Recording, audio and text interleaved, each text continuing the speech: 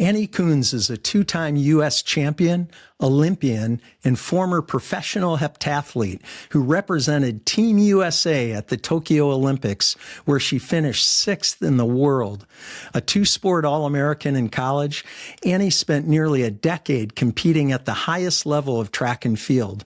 Today, she is an entrepreneur and mentor who helps athletes optimize their nutrition, mindset, and performance while taking a holistic approach to health and wellness. As she navigates retirement from elite competition, Annie is passionate about helping others pursue excellence without sacrificing their well-being. I'm really looking forward to our conversation, and it's an honor to have her on the show. Welcome, Annie, and thanks for joining us on Life Excellence. Thanks, Brian. I appreciate it. That was such a nice intro. Thank you. It's wonderful to have you. Annie, you grew up in a sports family. Your father, Terry, was a Super Bowl champion with the 1986 Oakland Raiders, and you have two older siblings who are also involved in competitive sports. What was it like growing up in a household that emphasized sports as a central part of family life? It was amazing. I feel like, my dad was always definitely a role model in that we could always kind of relate to just the elite sport stuff. I always respected his opinion a lot. He played professional football. He had been through the entire process of getting recruited and playing football in college at CU Boulder. My dad, and I'm always growing up, I was always called Terry in a dress too. So I think we have a lot of similarities.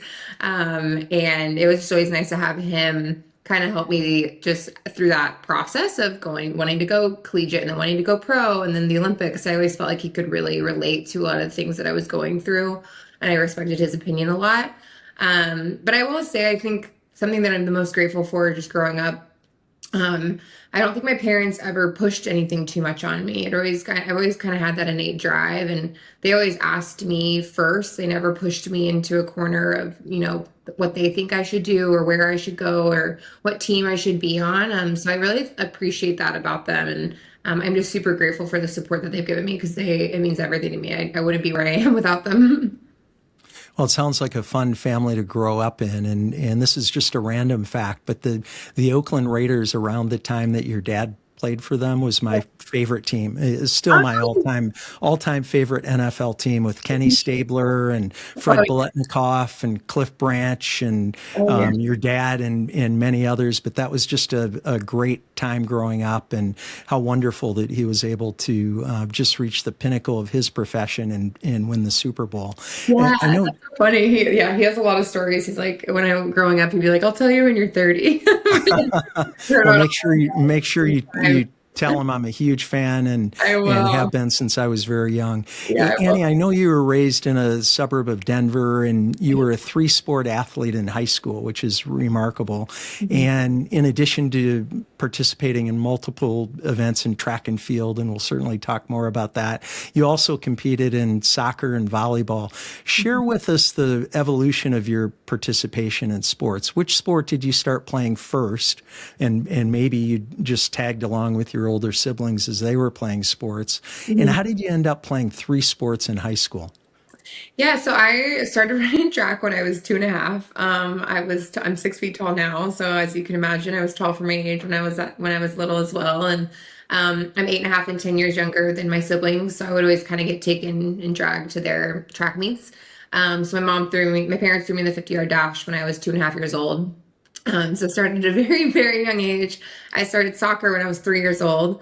Fell in love with both. Obviously, soccer is more of a team sport. So as I got older, I prioritized that more because it was a team sport. I didn't want to let my teammates down. And so I was always kind of the soccer girl that ran track. In high school, they're in the same season, but I was dead set on doing both. So I would pretty much just show up to track meets when I could.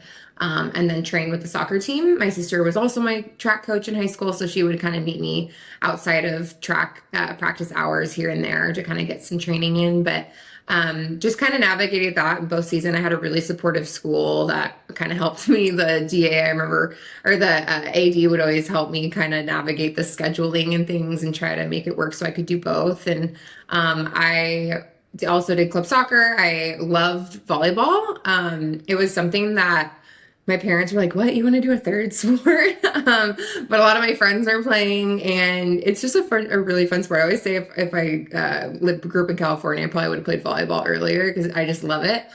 So that one was just for fun. That was just like I want to hang out with my friends and play another high school sport. Um, and yeah, ended up getting like the Freddie Steinmark Award because I did three sports.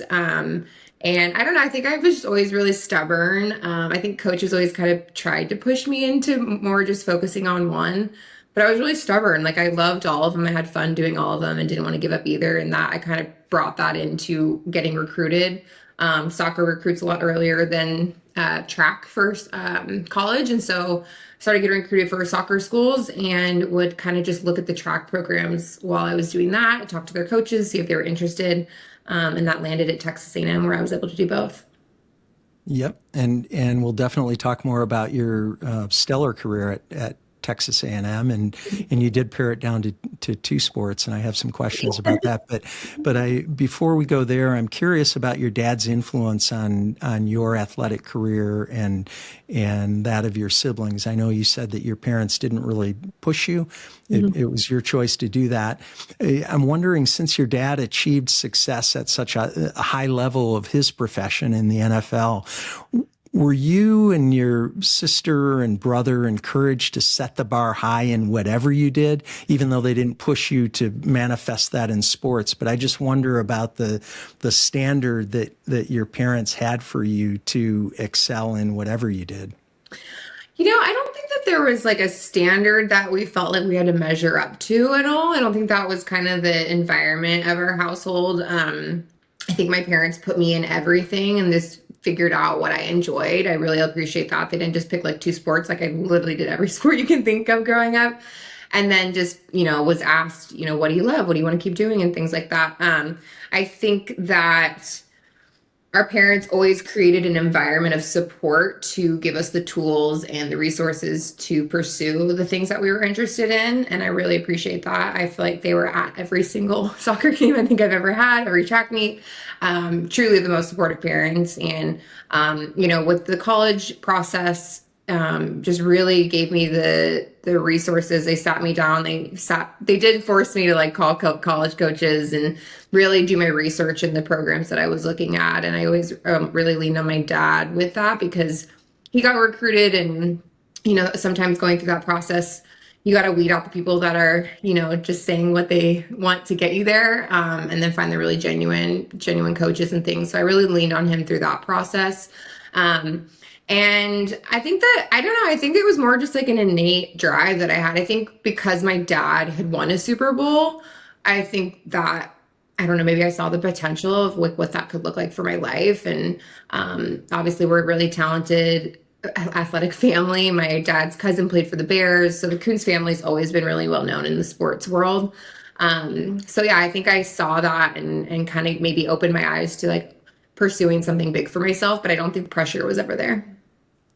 What else did you learn early on growing up as a sports family? And I wonder about, and again, because your dad had context for navigating through his athletic career and really playing at the peak of his sport.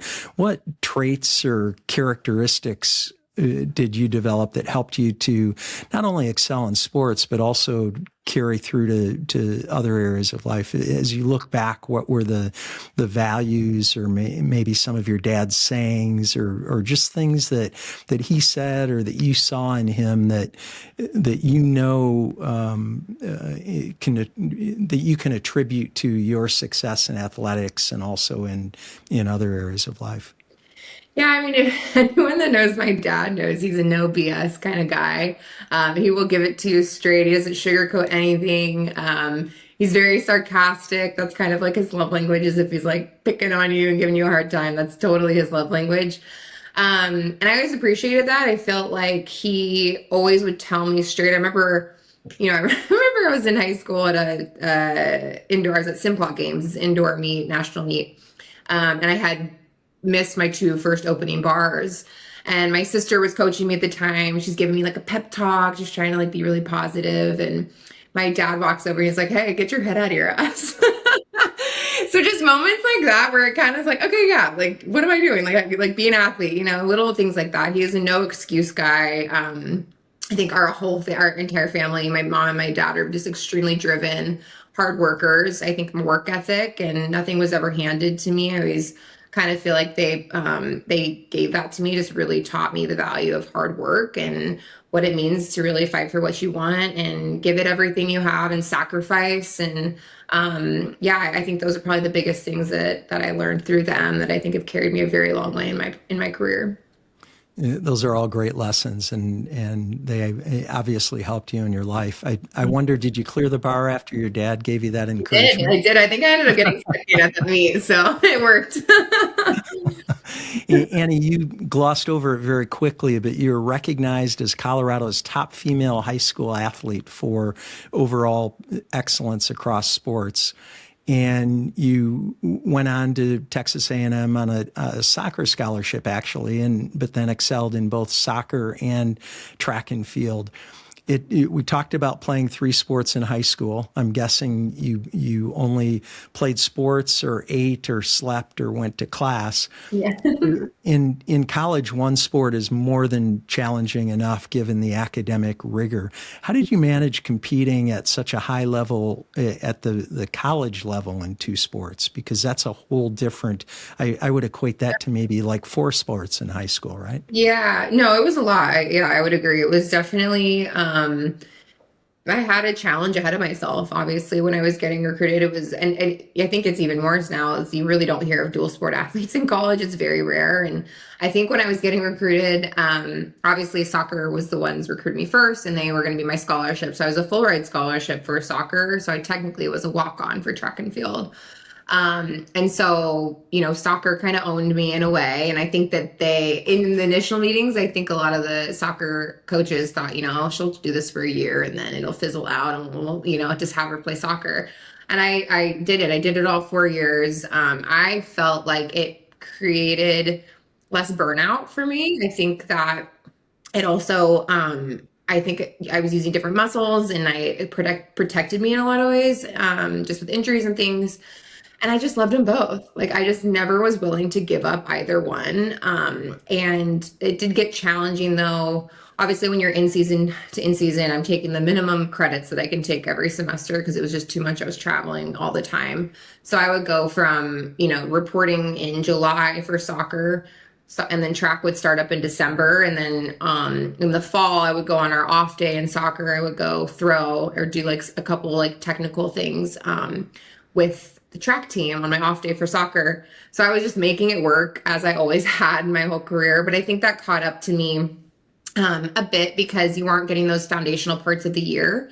You're just going from in season to in season. And so I was missing that foundational part of the fall that track gets, especially in the heptathlon, where you're really learning the events and the technique and building your foundation for speed, endurance, all of those things. I wasn't really getting that track side of things. And then going straight into track season, I'm missing the strength part of soccer where we're lifting heavier. You're kind of build that camaraderie with the team. I've always felt like I was kind of playing catch up. I would always kind of have to start back on the bench and then work my way back to get in the starting lineup because I missed so much of the spring and was coming kind of late in the fall. So there were parts of it that were really challenging. And I think that caught up to me a bit. I think that's why I'm so grateful for my 5th year where I took a 5th year so I could just focus on both one at a time and kind of have both of those foundational parts of the years.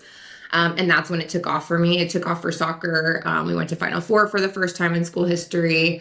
I was a starter all year. We had one of the best classes in A&M history. So that was a really historical year for soccer.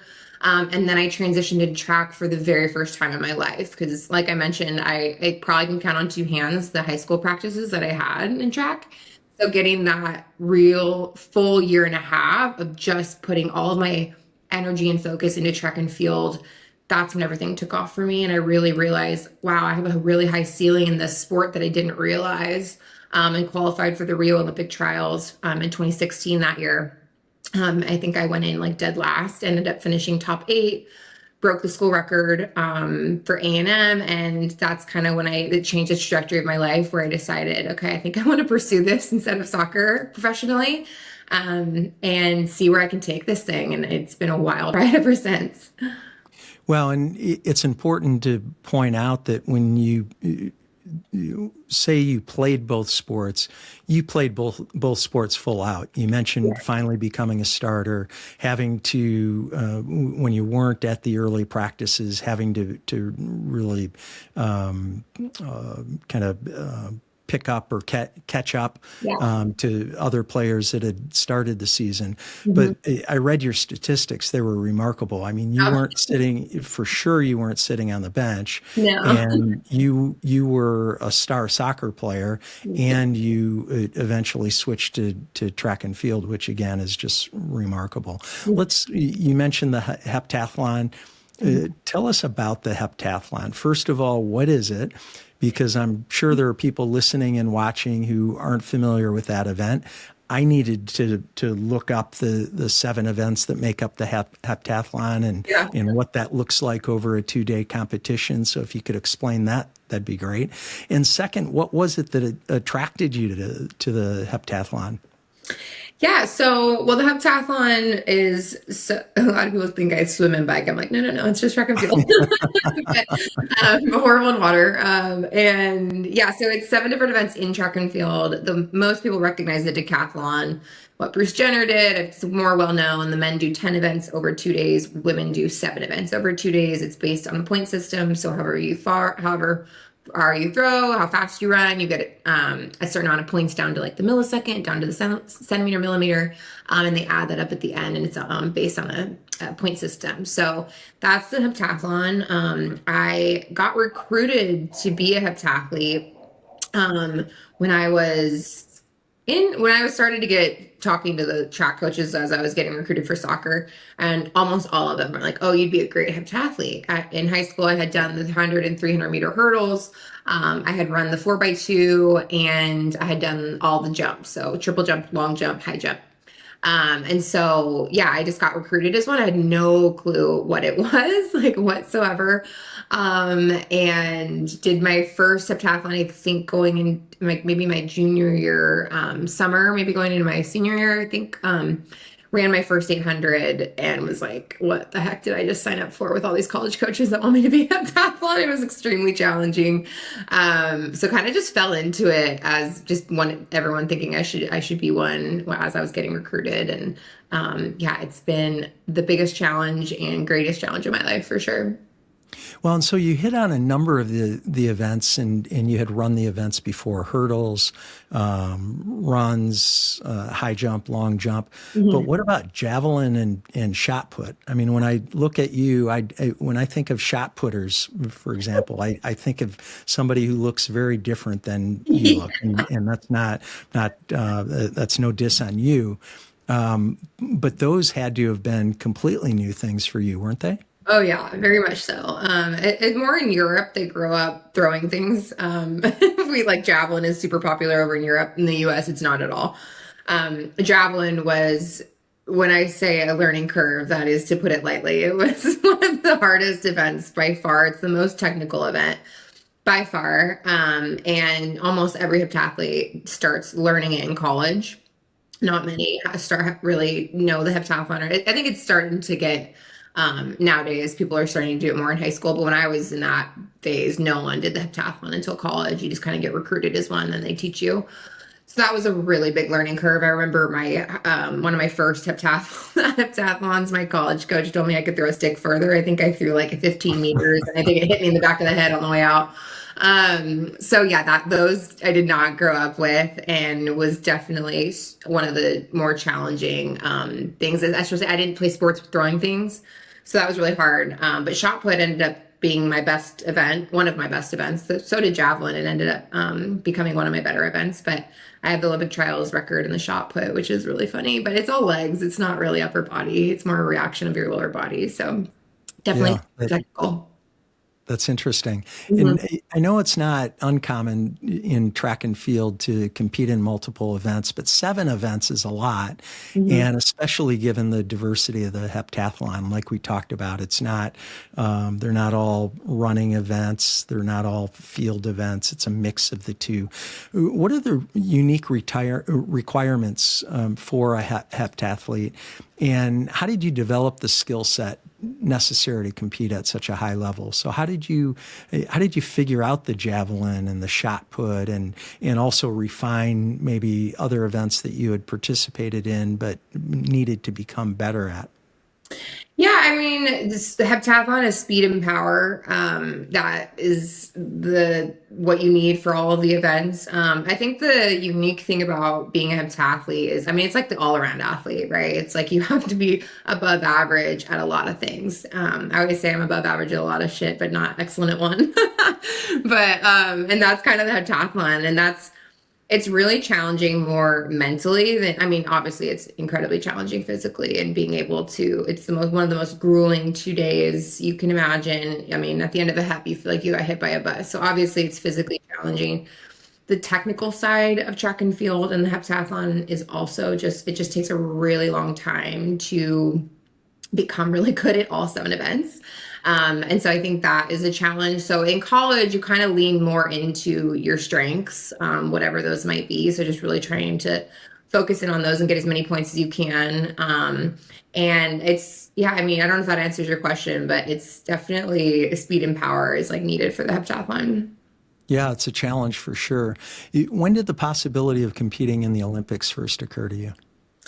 So, it's, I always say, like, I've always had it in the back of my mind as like a dream of mine ever since I was little. I went to the Sacramento Olympic trials with my family. My cousins lived in Sacramento. We went, I think I was like 12 years old. And I remember sitting in the stands. My mom always tells me, she's like, your cousins were over it after an hour. It was 110 degrees. It was one of the hottest days. And you sat there and didn't move, and you just like stared and were enamored by everything. And I remember that vividly. I remember watching the athletes like really just being enthralled by what I was watching and hoping one day like that could maybe be me.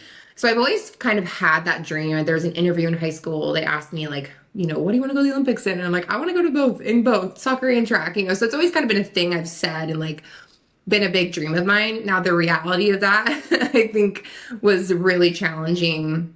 In college, I think because I was a dual sport athlete, I was kind of the second best heptathlete for a long time. There was a girl ahead of me. I was always like right behind her, but she was always beating me. And so I was the second best hep at A&M until my 5th year. That's kind of when I mentioned things took off for me. But then I think the Olympic trials for 2016 just really opened my eyes, because I was like, okay, I only poured into the sport full time for 1 year. Like, what could 4 years do, And so it opened my eyes just to the potential there. And I got recruited from that to go train out full time in San Diego. And those first 2 years, I think it was exciting because I was like, oh, look, maybe I can do this. Maybe there really is potential for me to become an Olympian. And then those first 2 years kicked me on my ass. They were the hardest 2 years of my career. I really struggled with my body. I was gained weight. I was training harder than ever, but felt horrible. I never felt recovered. I was crying after many practices. My performances were worse than they were in college as a pro athlete. So those first 2 years were probably the hardest of like, what am I even doing? Just the self-doubt really trickled in of like, is this just like, am I wasting my time? Am I even capable of doing this? And so I got really serious with myself and kind of put systems in place, got really serious about my goals, and got really honest with myself and put everything into it. And so I could look back with no regrets. And that's kind of when the trajectory changed again in my career, where things started to progress. My body started getting, I always say my body got to optimal performance. I started working with a mental coach to get my mind to optimal performance. And so I think 2019 was probably the year, the year right before the Olympic trials. Obviously we had COVID, so it ended up being 2021, but that was when things started kind of taking off for me. And yeah, I think that's probably when I noticed like, okay, maybe I really can't do this thing, but I don't think I really proved it to myself or thought I could do it until I did it at the Olympic trials. Yeah, it's interesting. Let's go back to the 2016 Olympic trials. So you didn't have 4 years to prepare for it. Yeah. You were in college, or maybe had just graduated from college, and the Olympics was coming up in Rio, I think, 2016, and you didn't make that team. it's interesting the way you talked about the next 2 years and preparing for what would eventually be the Olympics in Tokyo. A lot of people, I think, Annie, would go to the Olympic trials, not make the team, and be very discouraged about that. And you didn't, there wasn't one hint of frustration or discouragement in that.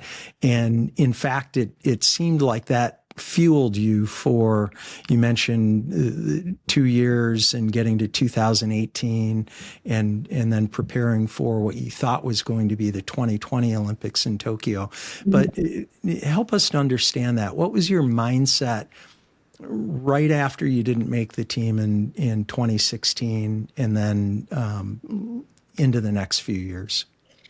Yeah, well, I mean, I think I qualified for the Olympic trials and I never expected to. So I think when you exceed expectations, you're like, whoa, I didn't know I was even capable of doing that. It opens your eyes a bit. So I didn't go into the Rio Olympic trials thinking like, oh, I'm competitive to make the team. I was just happy to be there. I was just really excited to get to experience an Olympic trials. And that year I just started really slowly starting to figure things out. I think my speed started developing. I was in track long enough where things started connecting and coming together. And so I barely made the Olympic trials too. I was right on the cutoff. I think they allow either 20 or 22 girls and I was the last girl in. And so with that too, you're like, again, just happy to be there. And then I exceeded my expectations. I think that as an athlete, I do kind of pride myself on being able to step up in those big moments. I think I perform better under pressure. And that was one of those meets. I broke the school record. I had a couple PBs. And so again, it just opened my eyes. So I think I just had these moments in my career up to that point where my eyes just started opening up. I'm like, wait, what can I do in this sport? Like, wow, I should I have been doing track this whole time? Like, it just kind of kept surprising myself. So yeah, I think that leaving that meet, it was more like, okay, I'm excited to really pursue this thing and see what I can do, because I think I would have a lot of regrets if I didn't. And that's kind of how I approached just pursuing it further. And so at what point did it shift for you from I'm just happy to be there and sort of in this, in the Olympic trials and playing at that level, so to speak, to really seeing the potential, to seeing the possibility of ending up on the podium in Tokyo? Yeah, well, I think, I ended up staying with my college coach for like another 6 months. And then some things happened where he left and I ended up moving across the country within like 2 weeks to go train with Coach Mack, who I've been with for like the last almost a decade. And so that move, if I got really honest with myself, I was training hard. I was giving 100% every day, but I wasn't doing the little things. I was still going out on the weekends. I was still drinking, on Saturday nights and things like that. So I always look back and I'm like, gosh, even when I would vocalize like I'm training for the Olympics, I kind of felt like a fraud in a way, because I knew deep down I wasn't doing the things that like an Olympian would be doing, right? And so when that started to really show in my performances, I left every heptathlon in 2017 or 2018 because I got injured actually. That also was really challenging. I hit some adversity, so I got injured. I didn't get to compete in 2017 in any heps, but in 2018 I cried after every single heptathlon. Like I was just like, oh my gosh, what happened? Like I'm training harder. It was the frustration of it all got to me, and I had to be really honest with myself and was like, I'm just wasting my time if I'm not doing everything in my control to give myself the best shot to reach my potential. And so when I had that kind of honest conversation with myself and I sat down and really thought about like, what would Olympian Annie be doing in her day to day? Like, what are her daily actions? And they were completely out of alignment with the goal that I was trying to pursue. And that's something that I work with athletes a lot, is like, okay, let's think about the person that you're trying to become. Like, and now think about who you are today, and like, where's the misalignment in your day to day actions and habits? And let's get in alignment, because that's in our control. Your attitude, your effort, your nutrition, the amount of time you work on your mindset, those are all things that are in your control. And so I really wanted to just focus on those things and give myself the best opportunity so that I could look back and have no regrets and know that I gave it everything. And I had peace kind of knowing then, okay, if I'm not the best that day, then I did everything possible in my control to get there. I love the idea of looking at your actual actions and seeing how they line up with what it is that you want to create. It's measurable, right? Yeah. You can see very clearly, are you doing the things that, to use your words, that an Olympian would be doing? And then if not, let's decide, hey, do you really want this? And if you do, then let's get your actions in alignment with the results that you want to create. So you were heading into 2020, your momentum was very strong. And then in March of 2020, the world was hit with a global pandemic and everything shuts down. Good times. What thoughts were going through your mind in March and April of that year? I don't know exactly when the Olympic trials would have been, but they were coming up, obviously. And how did you navigate through that year, that extra year leading up to the pandemic delayed U.S. Olympic trials in 2021? Yeah, I mean, that was a tough time for everyone. And I think all of us athletes training for the Olympics went through a really, tough time just navigating training on our own. And then also I was coming off that indoor season. I had just won my first US championship. So that's when things started clicking for me. Physically, I felt like I was getting my body to a place where I was like reaching my potential and I was getting closer to being able to compete with the top girls. So I came off the US championship. I was really hitting my stride and then the shutdowns happened. And so I was really, it was really challenging. I was finding parks that I could train by myself or with my boyfriend at the time, virtual training with my coach, just anything we could do. But then there was also talks of canceling the Olympics. So I think that was is really, really challenging because at that point, we've worked 4 years. We're at the moment we've been training for, and then it's like, you're just going to cancel it? What do you mean?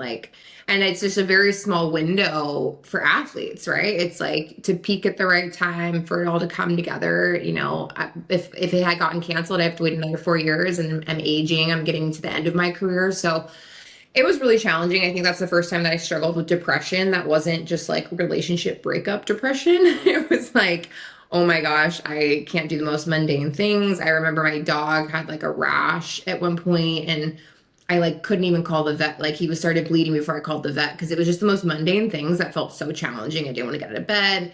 And so that really got me in the door to find a therapist to kind of help me through that.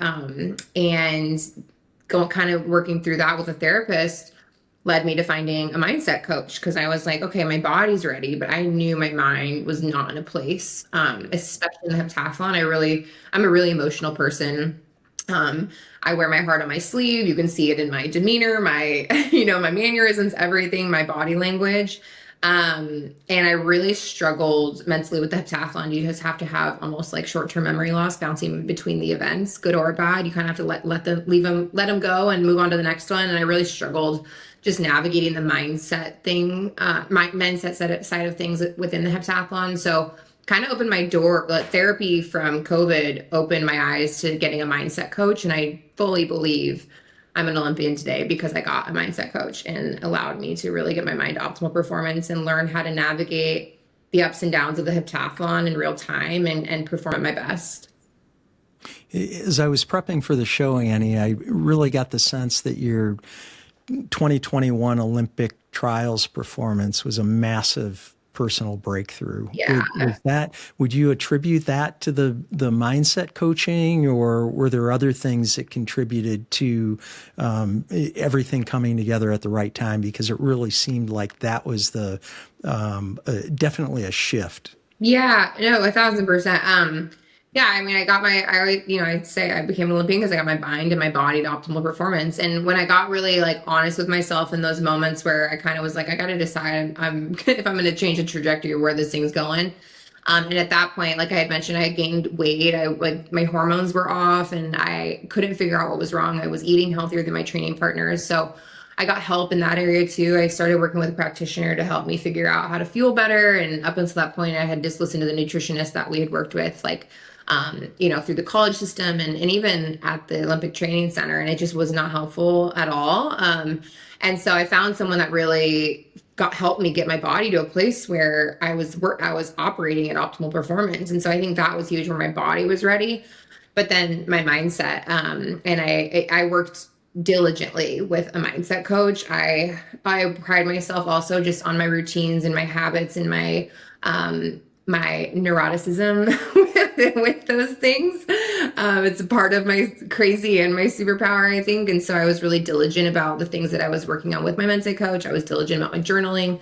I was diligent about tracking every single thing I was doing every day with my coach and my performance journal. And so I really feel like all of those things and all of that effort and work for the years leading up to the Olympic trials all came together at once. And that was really special too, because the first two heptathlons, we only have two heptathlons prior to the Olympic trials. You don't do a heptathlon every weekend, like open events. You only do a handful, maybe every year.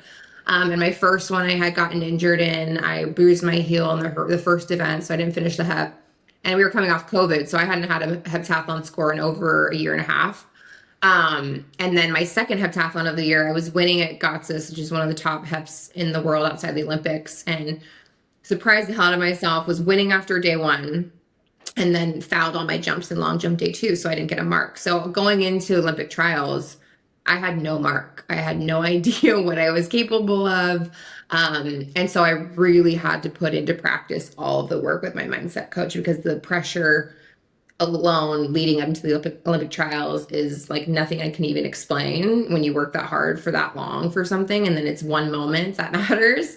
That can kind of feel debilitating, but going in without a mark was even an added layer to that. And so I really feel like everything just came together at once, for sure.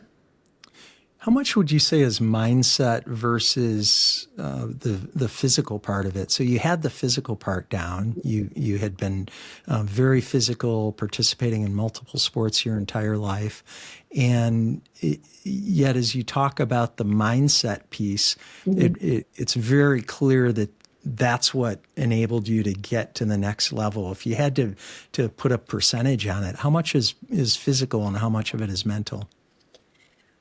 That's a tough one. I always say it's like you get to a certain level. Obviously, you need a certain level of talent, right, to get to the elite level, whether it's Division I, professional, Olympic, whatever. You need a certain level of talent.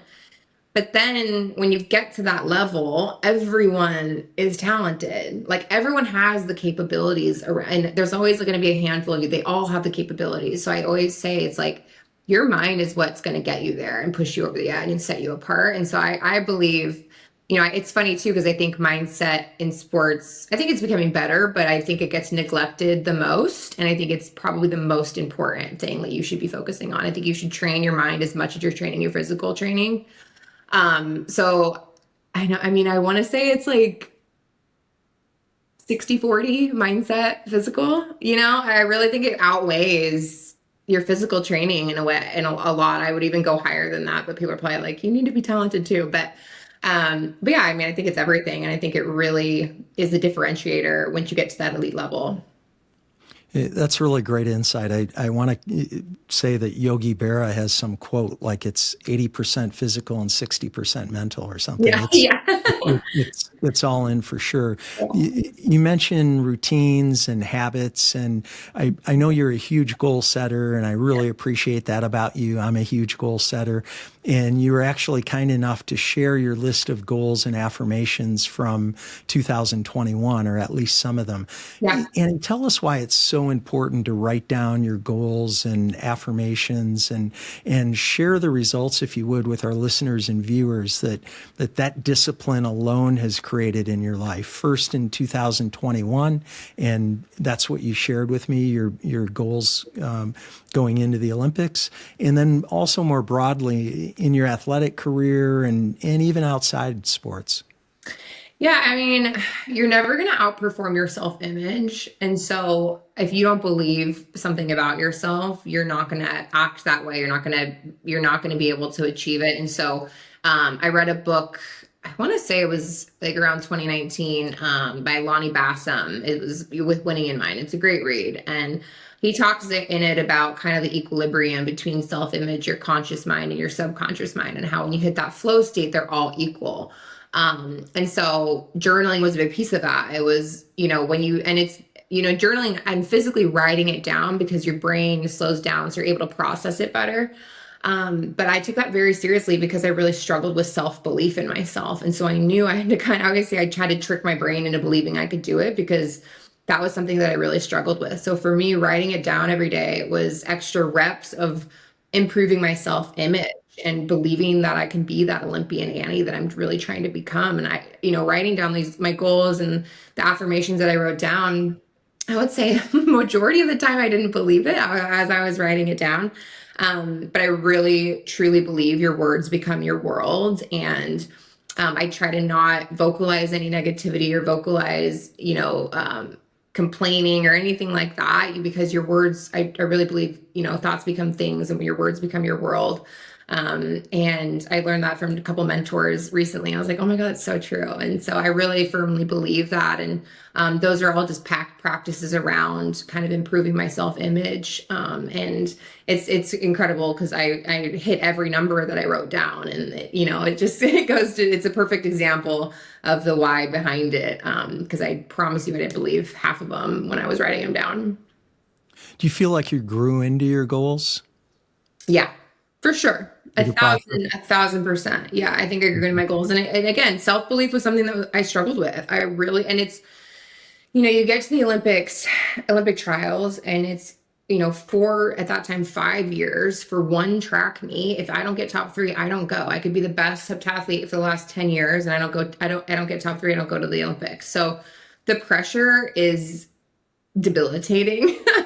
And so I just knew going in, I just really struggled with, is it all going to be worth it? Am I capable? Is it, did I do enough? And so all those kind of, thoughts can be swirling around in your brain. And I feel like me being really diligent about my systems and reminding myself of the facts and what I've done and the preparation and how what really was ready, and writing down my goals like that just constantly reminded me like, okay, like this is what we're trying to do. This is what we're capable of. And you just kind of have to trick yourself into it sometimes.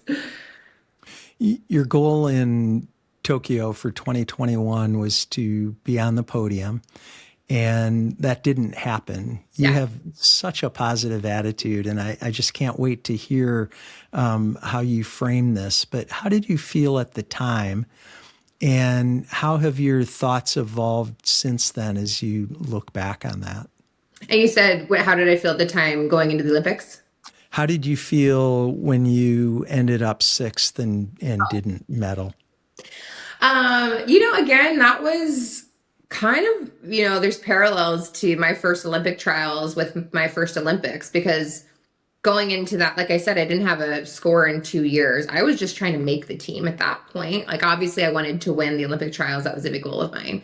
But I really just wanted to go. I just wanted to go to the Olympics. I wanted to be Olympian and go to the Olympics. And then that year I just surpassed everything that I ever thought I could do.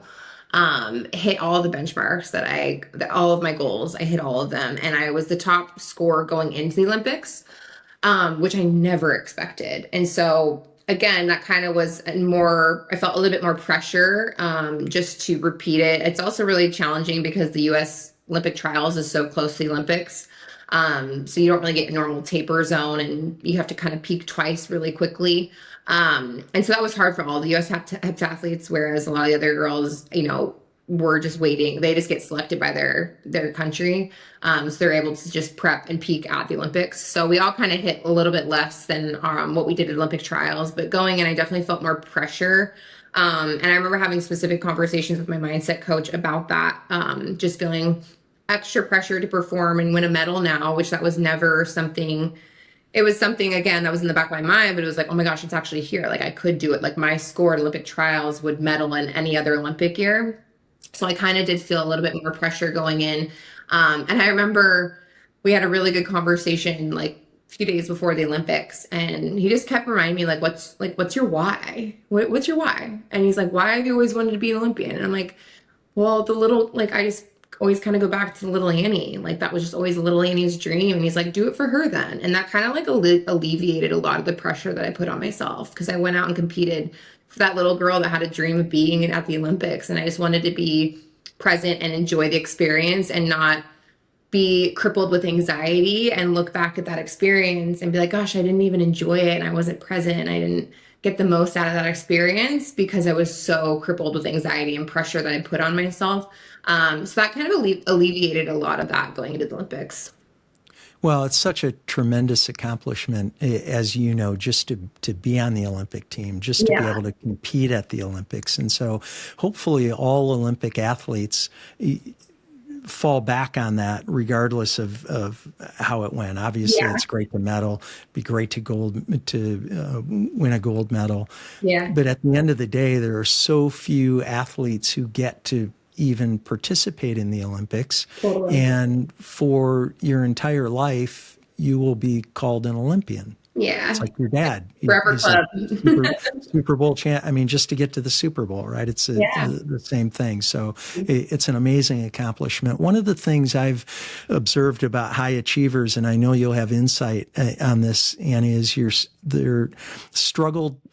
The struggle with tying their identity to performance. So falling short of goals, and how, when that happened for you, share how you separated who you are from how you performed, because it seems like you've been really equipped to do it. Not that you've had all kinds of failure. You've had tremendous amount of success.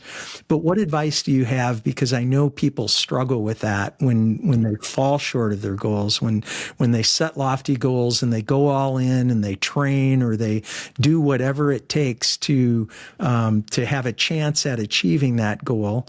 And when they fall short of that, then that isn't just an outcome for a lot of people. It gets to their identity and has a detrimental impact on who their identity is after that.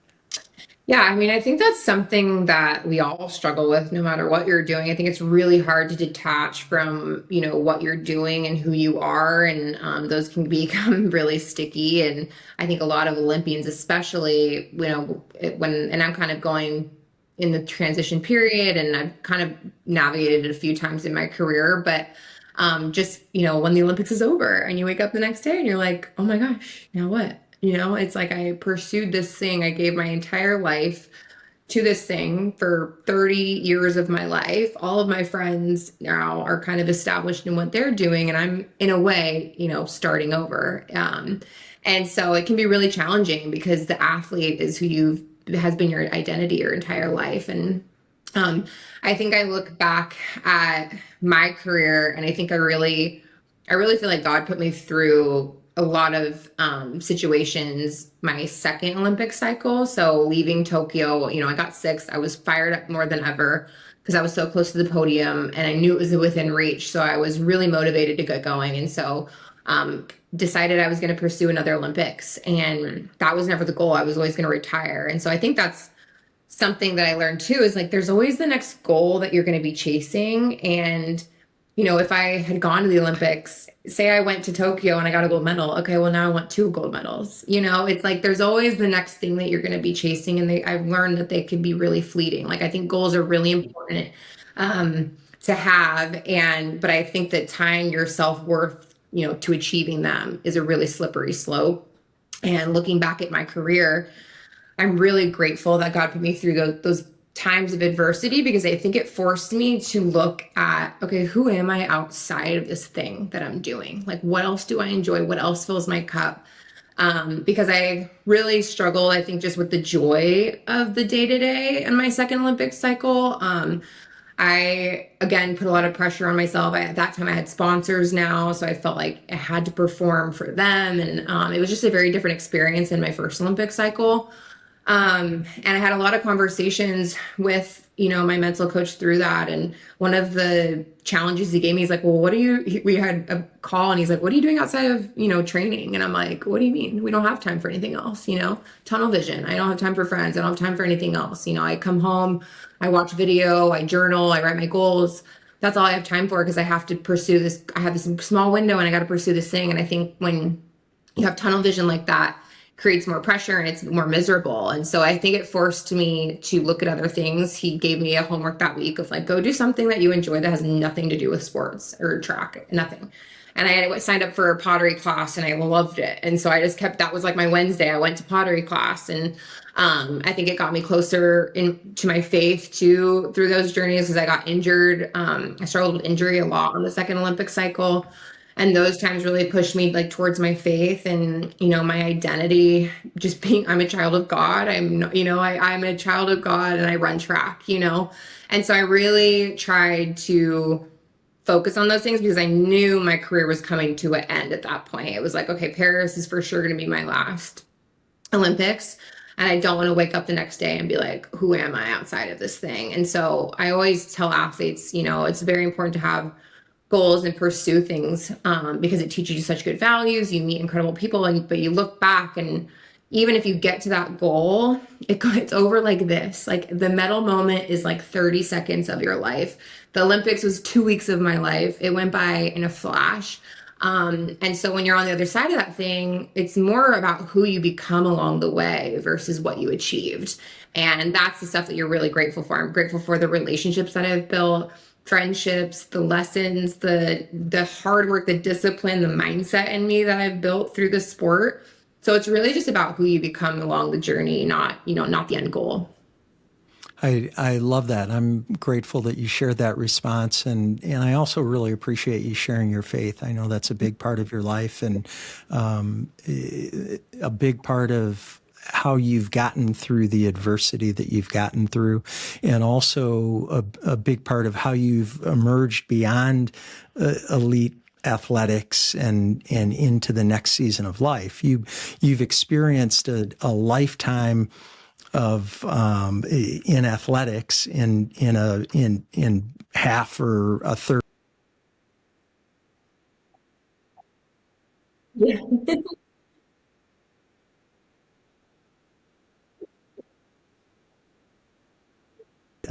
With faith and in knowing that ultimately your purpose is not to compete as an Olympian, but there's so much more to your purpose, including being a mom, which I know is going to be a part of your life coming up. Annie, as you know, our show is called Life Excellence, and you've certainly achieved excellence in your athletic endeavors and beyond.